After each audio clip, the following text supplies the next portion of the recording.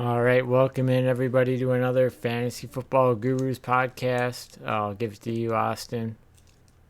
Yeah, Yes. so a little bit of a special edition, right, in honor of week one, for a couple of reasons. One, we have a little bit of a new game to introduce that we can do all season and keep things a little interesting, and keep Vince especially on edge. But then also, there's been about a million injuries in just the on just today, Tuesday alone.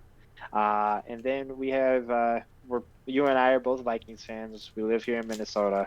And there has been some interesting news about the Vikings that came out today, and it leaves me kind of to wonder about a couple things moving forward as far as the Vikings go. So this will be kind of more centered around the Vikings towards the end, but I think we'll have a couple takes here right away at the beginning. So first off, the game. Now, the name is a little bit of a work in progress. Right now, I'm leaning more towards the pimp versus the simp. Uh, and essentially, what it is I'm going to pick out two players, and maybe sometimes I'll do a combo of players, like a quarterback running back combo or something like that one week. And basically, I'm gonna lay those two out, and Vince is going to decide which player he thinks is going to do better fantasy wise.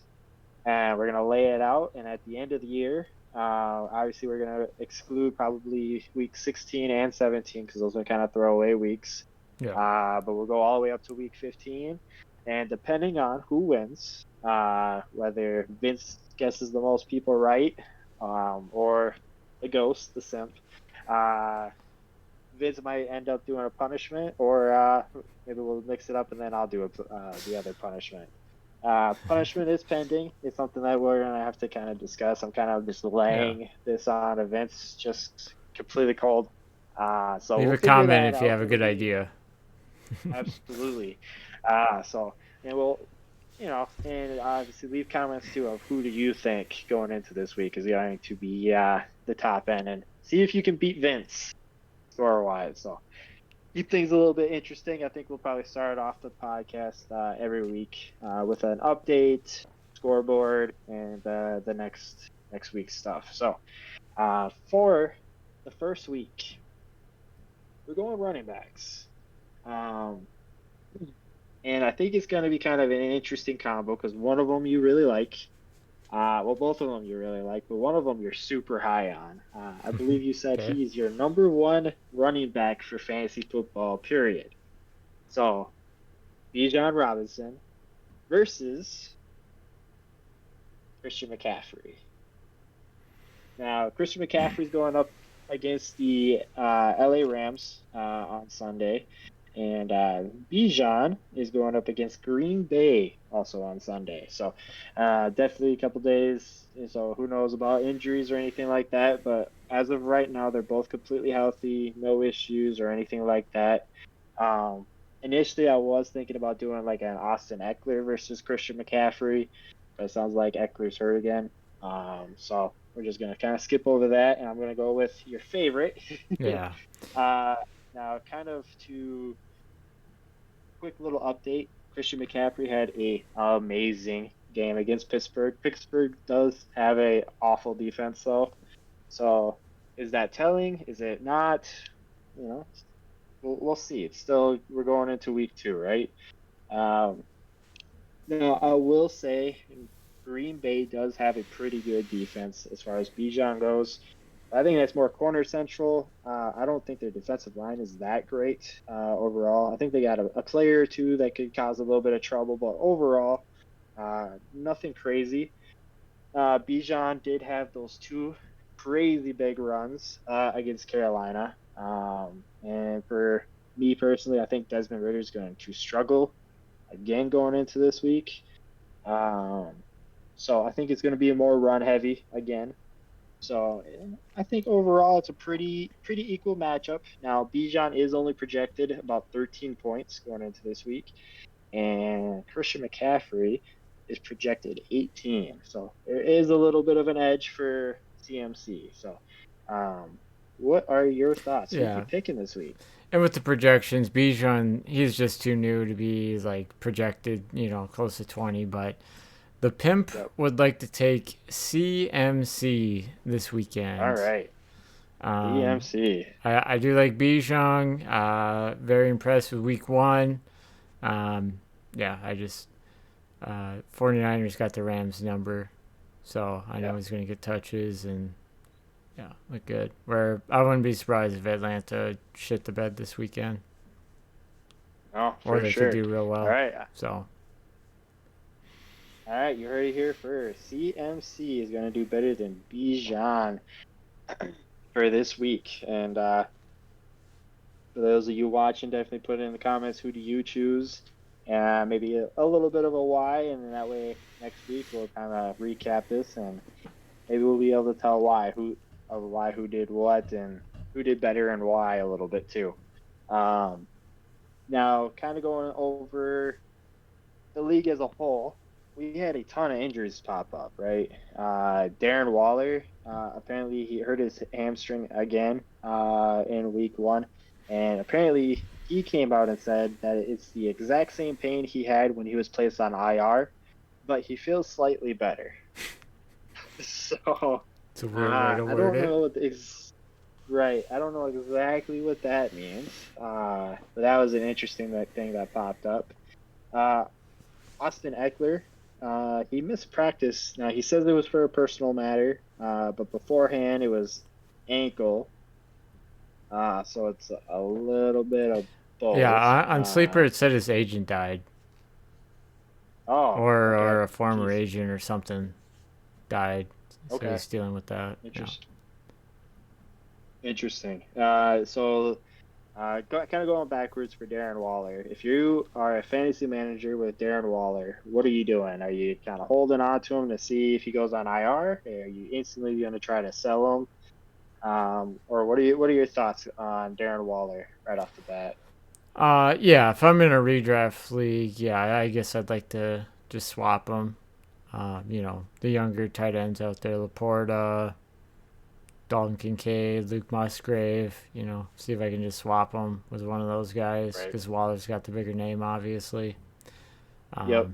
But yeah, no, people that watch this stuff know I liked all the rookie tight ends coming into this year, or a lot of the rookie tight ends, even in redraft leagues. So Yeah. I knew they'd No, for play sure. well. So And as far as Austin Eckler, whether it's the agent that died, that's why he missed practice, or his ankle. Obviously, if it's ankle, it's a little bit more serious, right? Because then that's a more of a injury focused thing. yeah, Any worry on him playing on Sunday? I'd be a little worried if nothing else, gonna get less carries. It's No, gonna for be sure. closer to 50-50. So Uh, who's the backup running back?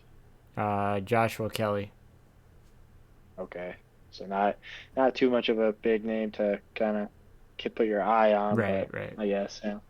Last week he scored Um. 15. Kelly, the backup, and he Oh, got really? 15 carries. Yeah. Hmm, So interesting. Uh, um, and then Jalen Waddle. Now we usually see it for the bigger wide receiver names, especially, or even a couple quarterbacks where they just skip practice or whatever. They just get put on the injury report just to have a reason, but it's more of an extra day off or whatever. But Jalen Waddle, as an oblique injury, was listed, so he was limited in today's practice. Any worry there on your part? yeah, I keep an eye on him. Did you say he practiced limited though? Yep, limited in today's practice. I don't think he had any issues yesterday. But yeah, So yeah, I keep an eye on him, but I'm feeling pretty good about him playing. Now I don't love starting him against New England this weekend, but right, um, I'm not saying bench him because he's still great. He's still like a top 3 round pick, so don't get that right. crazy. Now for the Dolphins running back situation, I know it's Raheem Mostert and who else? Solomon Ahmed, something like that was the the number Okay. two guy's name because again Jeff Wilson's on IR. Yep. Um, So it's Devin A nobody like too Chain. important. No, Devin A Chain they drafted in the third round. He was out last weekend, some kind of injury. Okay. Um, So yeah, Raheem Mostert apparently has a little bit of a knee injury, and he did not practice today. Um, so obviously, if he's not playing, glad I got I the wouldn't go backup. out. I wouldn't go out and get him necessarily, but he seems to be somebody who can be pretty injury prone Yeah, as far as his past goes. Um, he's old, 31. So yeah, yeah, no, for sure. Um, and then Packers running back Aaron Jones also did not practice today. He had a hammy injury. So I know AJ Dillon is the backup there. Well, they kind of co running backs. Um, any thoughts on that? Whether you think he's going to sit out? He obviously had a really good week one.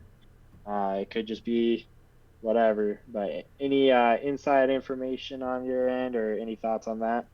well, I mean, I think anyone that gets a hamstring nowadays should be sitting at least a week, But if not you more. would think. Um, yeah, just because I don't know, you rush someone back. We just saw with Cup, and I can name Yep. other guys from previous years.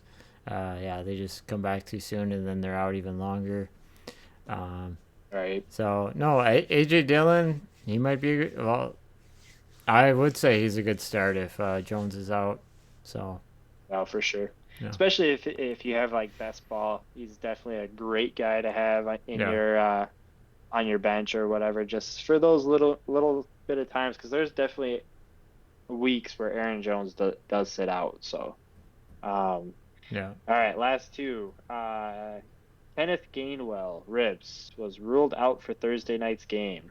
DeAndre Swift, I believe he also had a little bit of an injury going on today too. I didn't know exactly what that is. So it looks like the Eagles running back room is starting to get a little shallow. Um, but any thoughts on the Gainwell, or did you hear about the Swift Yeah, injury? I heard about Gainwell being out, so Rashad Penny's going to be active this week or Thursday night. I don't know when this video will go out. It might be after the game. Yeah, So yeah, now I had Penny on my IR in one league, and I got to figure out who I'm going to drop to get him off of that. Um, is he necessarily a start against Minnesota?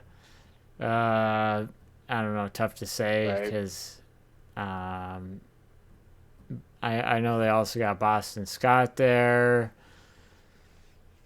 who I can see playing some. I'm not in love with starting Penny this week for anyone Right. watching, but we'll see what happens. For sure. And the final one, Raiders wide receiver Devontae Adams' foot did not practice today.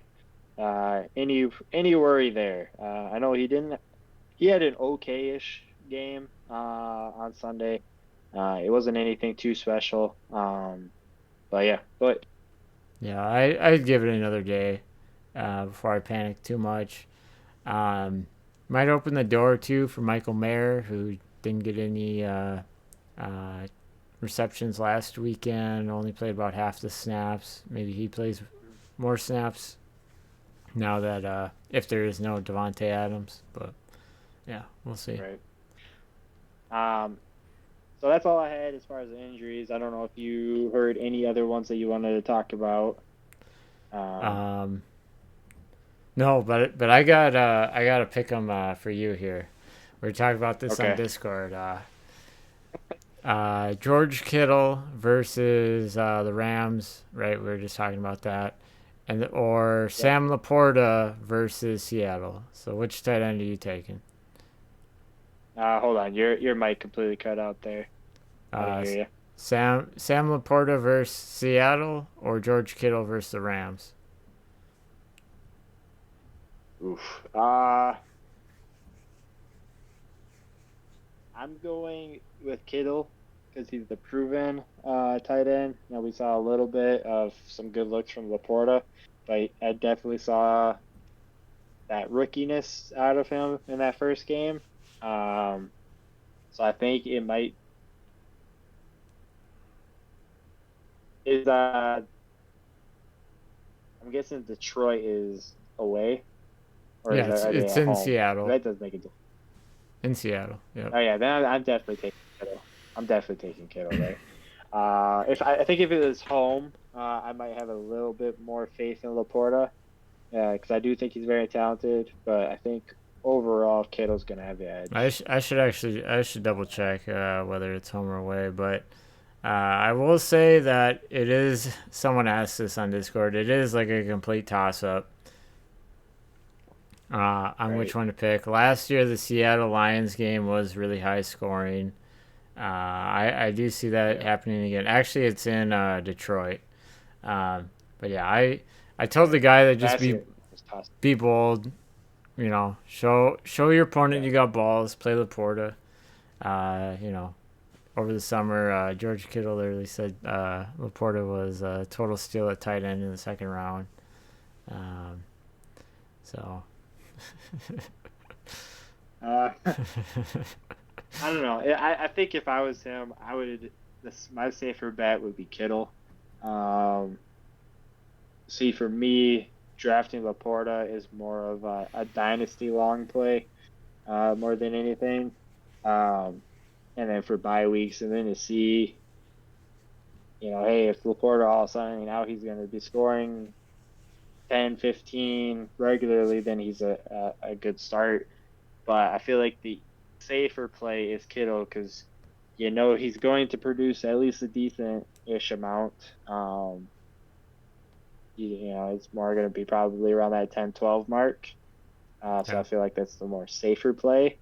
But I can see this starting with Laporta because it's still the unknown, right? I mean, especially with Bijan or Gibbs or something like that. Gibbs could go and have another 8 point week, or he could go and score 20. We still have yet to see his true talent, and it's the same with Laporta. So I can see the argument for both for sure. yeah. I guess my main answer Uh, it's a toss up. You could pick either one. I just right. that Detroit game's gonna be high scoring against Seattle. I think again, and someone's got to score points. It's not gonna be Right. all Amon-Ra St. Brown, you know. Right. It's not gonna be Gibbs either. uh, Yeah. yes, it will. So speaking of Gibbs, so I have two proposed trades that were sent to me. Now I instantly rejected both of them, but wanted your thoughts on them right off the bat here. It's from our old boy Eric in our Dynasty Gurus. Yep. So maybe I'm giving you a little bit of an inside information of what he's looking for, but I thought they were kind of funny. Um, his first trade that he sent me, so he wanted Jameer Gibbs and a 2026 third round pick. What I would receive is a 2026 second round pick, a 2025 third round pick, Isaiah Likely, the tight end for Baltimore, and Houston running back Damian Pierce. No, no, trash trade. So for the people watching too, this is a 10 team super flex league. Yep, 9 or 10 starters. So real shallow. You got to have the hammers. You got to have the upside guys like yep. Laporta. Damian Pierce. I don't even think he played. When I checked him on Sleeper, I don't even think he played 50% of the snaps. So that's concerning. Where Gibbs didn't either, but I'm pretty confident he's going to play more as the season goes on, like we talked about last podcast. So no, Yep. trash trade. Yep. The second one that he instantly sent right after I rejected it, almost instantly. It's pretty similar. So, one, he just gets Jameer Gibbs this time, no pick. Then, and now I receive a 2026 first round pick, Isaiah Likely and Damian Pierce. Say it one more time. So it's basically a very similar trade.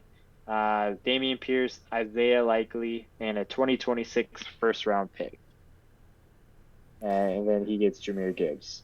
Nah, the pick's too far away. Um, Yep. and here's the deal too, for the people watching, when you're like giving up one asset and you're just getting a future first, you're just like a dog chasing your tail.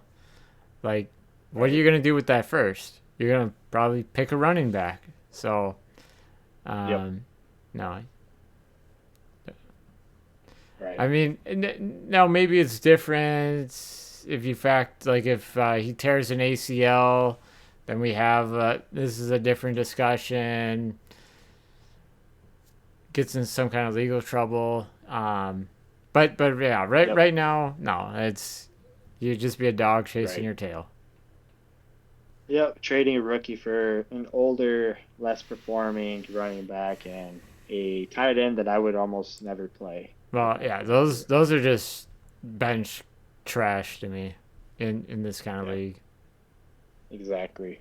So I thought that was kind of funny, and I seemed like he didn't like that I instantly rejected both of them. Hey, uh, there's a trade. You want to talk about a Gibbs trade? So best our 12 team best ball league. I sent you Hall yep.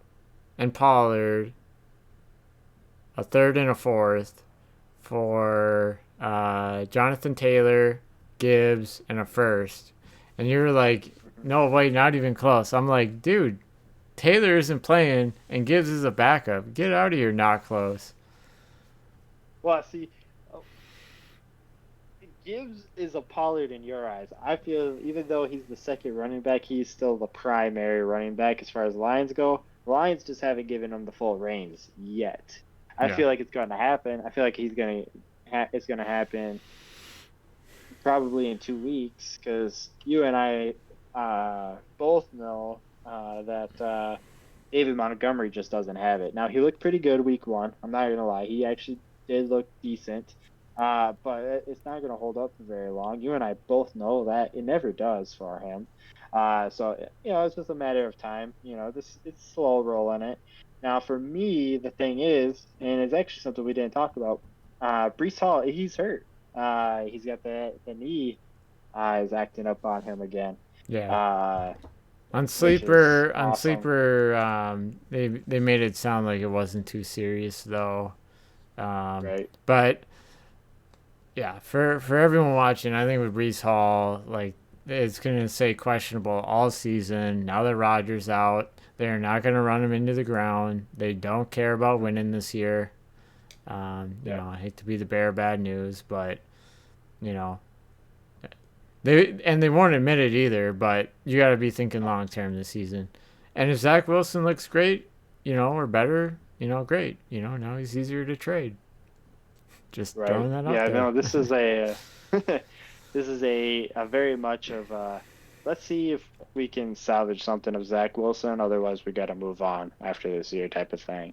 Because Jets are in win now mode, for sure. That's why they brought Aaron Rodgers in. Their defense looks really good. They got Garrett Wilson, where if they're not going to produce, he's going to want out. Dalvin Cook's not going to be there forever. Yeah, but And Brees Hall, I don't even think they're a playoff team without Aaron Rodgers playing. So yeah.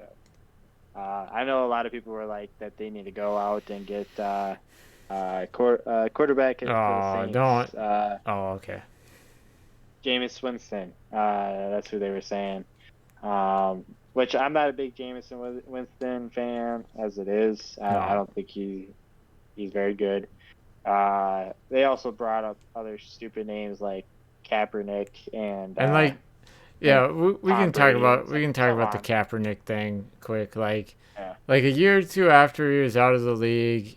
Yeah, he definitely should have been on a roster, and yeah, but it's so many years later now. He's 30s. No, now it's just yeah. silly bringing up his name, and like RG3 is just saying that for clicks. Let's be real, for his own Right. attention. So Kind of switching gears though. The hot news for the Vikings that I wanted your thoughts on, and then we could kind of move on to the Vikings as a whole and kind of where you see them here going forward. Uh, Baker Mayfield came out. No, it wasn't Baker. It was Chris Godwin. He came Oh, out and said at halftime, Baker came in and said, "It's all right, boys. I got this." Apparently, he knew every single thing that the Vikings defense were going to run. If he made some kind of twitch or said something, the Vikings made a little call every single time. He knew exactly when they were going to go to cover two. If their formation lined up in a certain way, he knew exactly what they were going to run, and that's why he was able to kind of do what he needed to do in the second half. Apparently, he had their rule book basically, and he could read all their plays.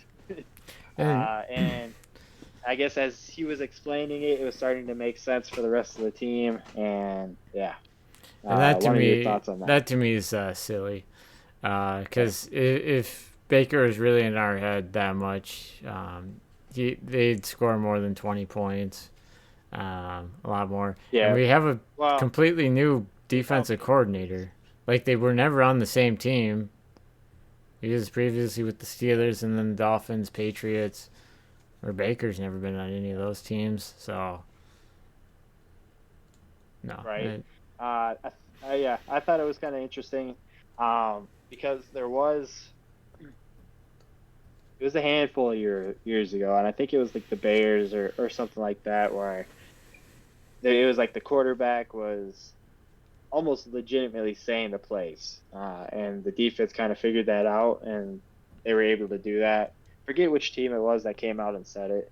And it's kind of interesting how that comes out. Now, if it is true, the Vikings defense is definitely in trouble, right? The third basically defensive coordinator in 3 years, and then now all of a sudden a low life quarterback like Baker Mayfield can read our plays. I mean, yeah, that spells some serious trouble if it were even close to true. Now, if who knows?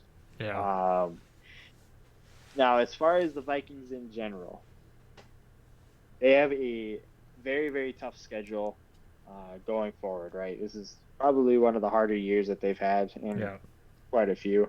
And every year we keep saying, man, the schedule's tough. The schedule's tough. They definitely have a very tough schedule this year, and it starts right away here on Thursday. So this Buccaneers game was definitely a must win for just momentum based, and also just getting a win on there. Do yeah, you think, as of now, going into week two, Vikings are going to make the playoffs? yeah. I still got to make the playoffs. Okay. NFC isn't the I strongest to hope me. so. Yeah, I hope so. Um, Not even just so that we can go and have a one and done like we usually do, but I just want to kind of prove a lot of the Kirk haters just more and more wrong. yeah, Yeah, it's so irritating going on any kind of social media that's talking about the Vikings and how much everybody hates Kirk, even though he's one of the lowest paid quarterbacks in the league. And I mean, you know as well as I do what all the Kirk haters say, and they say the same things over and over and over, and they're yeah, always proven wrong, especially last year. And yet it doesn't really matter; they're just going to keep saying it. Um, but I do have this to say too. Everybody says that you can't win the big game with an average quarterback. You can't win the big game if your quarterback can't make the plays. Brock Purdy is an average at best quarterback. Now he looked really good week one, but it was against the Pittsburgh Steelers. Uh, Good players around him can make an average quarterback go all the way. Matthew Stafford is past his prime, and he finally won his first Super Bowl when he is basically average at best, right? And it's because he had a yeah, great team around him. So that is the stupidest argument in the entire world, and that's just in the last couple of years. So in general, I think it's just it's a dumb take, and people just keep saying the same stupid take. So Yeah, and like I don't know, the last 5 years now, when people give all the praise to Kurt or to Delvin Cook over the years and hate on Kirk Cousins, it's always been yeah, really hard for me to take their analysis at all serious because I know they don't really right, know what they're talking about. right. Straight up. That and then the he's just a stat patter. Well, it's like he's trying to win the game. Is he gonna just like stop throwing the ball once the game's over, or why? Is he not gonna keep trying? Like, what do Hmm. you expect him to do? He's always had a really bad offensive line. The offensive line did not help him in the slightest this past game, especially when literally the O line punched the ball out of his hands in like the second play of the game. Yeah. So, eh, he's not getting too much help. And yeah, it's ridiculous. Maybe we need Yeah. to have a Kirk hater on the podcast, and I'll just Oh, roast him. I, I can't. I wouldn't be able to stand it. I'd have to sit that one out. Uh, uh, just me and him, and I'll have a but chat then. yeah, I wonder your thoughts on this, right? Because I've seen this take over and over, and while I agree with it, I don't like it. The take either. Um, Basically, we went and got Jordan Addison in the draft, and we shouldn't have, right? He's a great wide receiver. We definitely needed another wide receiver, even though I do like KJ overall, Yeah. but it was a bad pick, even if Jordan Addison is really, really good, because we should have got another offensive lineman because Kirk is just getting beat up. He's getting old. We saw what happened with Aaron Rodgers. If that happens to Kirk, it's done, right? Season's over, just like it is for the Jets. Do you think instead of getting Jordan Addison, we should have got an O lineman, even if we reached a little bit, but to get a good O line instead of padding the wide receivers? No, I believe in you take the best player available. Addison, in my opinion, was wide receiver one when I started looking at him after last fantasy season, and um, Right. then back in April he fell to Minnesota here, and that was just crazy to me. Still is. So no, Yeah. I best player available. You know, you got 53 guys, Right. uh, Uh, 22 starters. So right. Now, I think we did take. I can't fully remember. I don't have it in front of me. Did we end up taking an O lineman at all in the draft? I think we took one, um, maybe. maybe yeah, maybe later on. We didn't have a second round Right. pick. Our third round pick, I think, was a defensive back. I think so. Yeah. I think it So was it like would have been the Ravens were Ellsworth, something like that. I don't know. yeah. It would have been But a shot in the dark later round guy. So it do you wasn't a think serious instead of pick. taking the defensive back, we should have dug more for an O lineman then? Or what do you think we should have done about the O lineman? Or do you think we did what we needed to do and it's kind of Kirk's durable? He'll be all right. So I guess right, the casual fans that just O line, O line, O line. Around Yeah. the whole league right now, there's a shortage of offensive line. Like Yep. any like we have two great tackles that any other team would take over theirs any day. Yep. You know, the offensive tackles on the end of the line.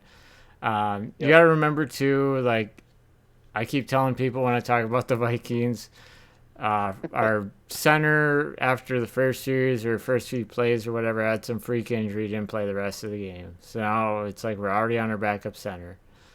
Yep. Interior of the line, first game of the season. Tampa Bay still got a great defense. Um, so if I had to choose between drafting and free agency, I guess free agency for center guard. But um, yeah, again, just people don't understand that there's a shortage of them right now. And I've heard other like coaches and GMs say, "Oh, it's because they're lazy in college, lazy technique," and then they get to the NFL and or they're harder to evaluate. Maybe it's that, but regardless, there's a shortage. Yeah, So no, for sure. And I agree for the most part. I wish we did a little more digging or something like that when it came to free agent, not necessarily free agency, but even just picking up undrafted or whatever, just to try some more guys out than we did, I think. But at the end of the day, this is what we got, right? This is what we have to deal with this year, and we just got to hope Kirk can do what he did last year, right? He was the most hit quarterback in the league. And we just gotta kind of hope it's a little less this year. yeah, And even though I don't think so, we face some really good defensive lines this year. So I think it's going to be one of those irritating seasons, unfortunately, especially since it's Kirk's last year and JJ's going to want a new contract here at the end of the season, no matter what. Otherwise, he is sitting out next year. I'm actually kind of surprised he is playing. I think if we lose 3 or 4 games in a row, I think he sits the rest of the year. I think he'll say, "What's the point? We're not, we're not going anywhere. yeah. I want my new And contract." Um, it's funny you bring this up too. It's something I was just thinking about today that the NFL needs to steal from the NBA and it's max contracts, where like if you the max whatever raises like every year a little percentage, and to qualify for it you got to make an all pro team, first, second, third, and play a certain number of games like 65 or something, or 59 or somewhere around there at least. Just yep. because, yeah, it's just kind of a joke in the NFL. I hate seeing all these holdouts and all this other crap. If you don't make one of those teams, then shut up, get out of here. Right. So Right. And, that's my and take. obviously JJ would make those teams for sure, Yeah, especially after last year and whatnot. I can't hate on him though. I mean, he's but he's yeah, using the rules to his advantage, which I mean anybody would do, especially if it's like, hey, because I know right now this year he is making less than Jordan Addison, and it's like, hey, if I get hurt, I could be risking $100 million. I mean, yeah, at that rate, fuck, I'd sit down. Oh, my yeah. back hurts. I can't run. And then too Uh, in the NBA again, when the max is already set, then it's not 3 weeks, a month, or whatever holdouts and drama. It's just yeah, here's what we can pay you, Justin Jefferson. You qualified for the number one All Pro team, so contract's pretty much yep, done. Now it's just number of years, which right. you know, Um, yeah, no, and I agree. I agree. I feel like there's definitely some things the NFL should implement in general, in ways that they haven't. I feel like they should be even like we'll get to it in a different episode. I don't want to waste all of my good content here. But last question I got for you, Vikings wise, should the Vikings re-sign Kirk Cousins at the end of the year? oh, absolutely.